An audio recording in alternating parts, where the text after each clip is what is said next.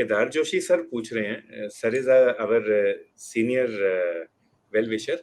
Sir कह रहे हैं कि योगा रोज करनी चाहिए क्या? अगर मैं कभी कभी करूं तो ये कितना प्रभावी है? हाउ इफेक्टिव इज इट अगर कभी कभी या रेगुलरली करें तो? सर ये प्रश्न हमारे दिमाग में भी था, इसलिए हमने कुछ रिसर्च भी किया इसके ऊपर और हमने कुछ लिटरेचर सर्च भी किया।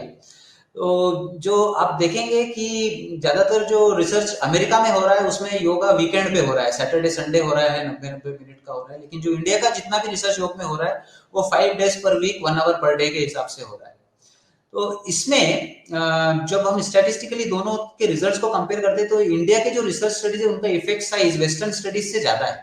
मतलब आप जितना रेगुलर जॉब करते हैं तो फायदा भी उतना ज्यादा होता है, इफेक्ट साइज बढ़ता है।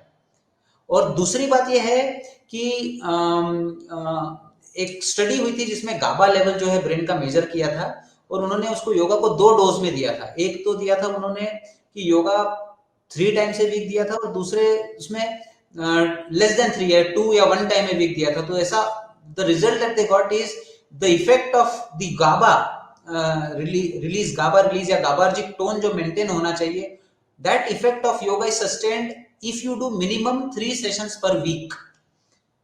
Otherwise that sustained effect of yoga cannot persist. So मैं ये रिकमेंड करूंगा कि अगर आप योगा ब्रेक ब्रेक करके भी करते तो पूरी कोशिश कीजिए कि आप कम से कम हफ्ते में 3 बार करें। अगर आप हफ्ते में 5 बार कर सकते हैं या 6 बार कर सकते हैं तो ये और एक्स्ट्रा बेनिफिट आपको देगा। लेकिन अगर आप चाहते हैं कि जो बेनिफिट आपको मिला है वो सस्टेन रहे तो आप उसको हफ्ते में 3 बार कीजिए कम से कम। एंड एक्सरसाइज का भी यही नियम है। This is the same rule that we have for exercise. If you want to do exercise to reduce insulin resistance or to increase insulin sensitivity, then you have to do it every 48 hours, 30 minutes every 48 hours. Beyond that, the advantage of exercise in improving insulin sensitivity in the muscle वो खत्म हो जाएगा।